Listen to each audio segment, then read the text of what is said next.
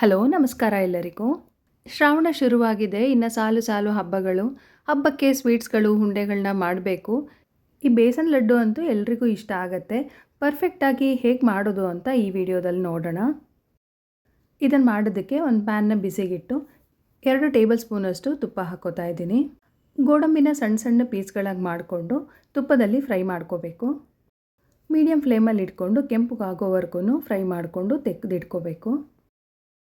Quantity ನಿಮ್ಮ ಇಷ್ಟಕ್ಕೆ ತಕ್ಕನಾಗಿ ಹಾಕ್ಕೋಬೋದು. ಇಷ್ಟ ಆಗೋರು ಜಾಸ್ತಿ ಕೂಡ ಹಾಕ್ಕೊಂಡು ಮಾಡ್ಕೋಬೋದು. ಗೋಡಂಬಿ ಸೈಡಿಗೆ ಎತ್ತಿಟ್ಕೊಂಡು ಅದೇ ತುಪ್ಪಕ್ಕೆ 1 ಕಪ್ ಕಡಲೆ ಹಿಟ್ಟನ್ನ ಸೇರಿಸ್ಕೊಂಡು ತುಪ್ಪದಲ್ಲಿ ಹುರಿಬೇಕು. ಲೋ ಫ್ಲೇಮಲ್ಲಿ ಇಟ್ಕೊಂಡು ನಿಧಾನವಾಗಿ ಹುರಿಬೇಕು.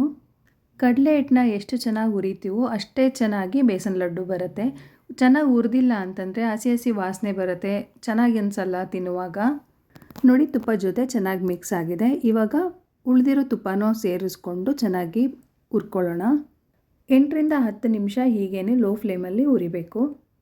ನಾನಿಲ್ಲಿ 1/4 ಕಪ್ಪಷ್ಟು ತುಪ್ಪ ತೊಗೊಂಡಿದ್ದೀನಿ. 1 ಕಪ್ ಕಡಲೆ ಹಿಟ್ಟಿಗೆ 1/4 ಕಪ್ಪಷ್ಟು ತುಪ್ಪ, ಅದಕ್ಕೂ ಸ್ವಲ್ಪ ಕಡಿಮೆ ಬೇಕಾದರೂ ಹಾಕಿ ಮಾಡ್ಕೋಬೋದು. ಗೋಡಂಬಿ ಫ್ರೈ ಮಾಡ್ಕೊಳ್ಳೋದಕ್ಕೆ 2 ಟೇಬಲ್ ಸ್ಪೂನಷ್ಟು ಉಪಯೋಗಿಸಿದ್ದೆ. ಮಿಕ್ಕಿದ್ದನ್ನು ಇವಾಗ ಹಾಕ್ಕೊಂಡು ಹುರ್ಕೋತಾ ಇದ್ದೀನಿ.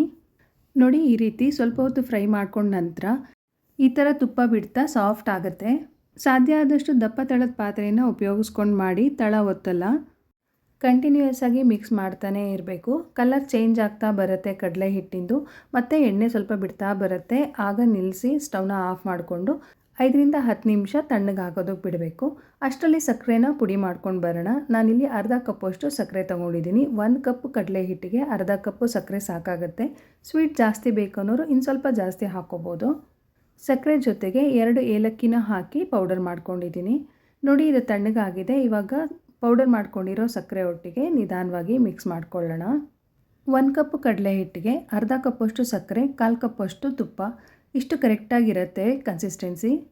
ತುಪ್ಪ ಸ್ವಲ್ಪ ಕಡಿಮೆ ಬೇಕಾದರೂ ಹಾಕೋಬೋದು. ಉಂಡೆಗಳು ಸ್ವಲ್ಪ ಗಟ್ಟಿ ಅನಿಸುತ್ತೆ, ಅಷ್ಟು ಸಾಫ್ಟಾಗಿ ಬರಲ್ಲ. ನೋಡಿ, ಚೆನ್ನಾಗಿ ಮಿಕ್ಸ್ ಆಗಿದೆ. ಇವಾಗ ಹುರಿದಿಟ್ಕೊಂಡಂಥ ಗೋಡಂಬಿನ ಸೇರಿಸಿ ಅದನ್ನು ಕೂಡ ಚೆನ್ನಾಗಿ ಮಿಕ್ಸ್ ಮಾಡ್ಕೊಳ್ಳೋಣ. ಕೈಯಲ್ಲಿನೇ ಸ್ವಲ್ಪ ಒತ್ತಿ ಕಲಿಸ್ಕೊಳ್ಳಿ. ತುಪ್ಪ, ಸಕ್ಕರೆ, ಕಡಲೆ ಹಿಟ್ಟು ಎಲ್ಲ ಚೆನ್ನಾಗಿ ಹೊಂದ್ಕೊಳ್ಳುತ್ತೆ. ಚೆನ್ನಾಗಿ ಮಿಕ್ಸ್ ಮಾಡ್ಕೊಂಡ ನಂತರ ಉಂಡೆಗಳನ್ನ ಮಾಡ್ಕೋಬೇಕು. ನಾನಿಲ್ಲಿ ಮೀಡಿಯಮ್ ಸೈಜಲ್ಲಿ ಮಾಡ್ತಾಯಿದ್ದೀನಿ. ನೀವು ಇನ್ನು ಸ್ವಲ್ಪ ದೊಡ್ಡದು ಅಥವಾ ಸಣ್ಣದು ಬೇಕಾದ್ರೂ ಮಾಡ್ಕೋಬೋದು. ನೋಡಿ, ಎಷ್ಟು ಪರ್ಫೆಕ್ಟಾಗಿ ಬಂದಿದೆ. ಎಲ್ಲನೂ ಇದೇ ರೀತಿಯಾಗಿ ಉಂಡೆಗಳನ್ನ ಮಾಡ್ಕೋಬೇಕು.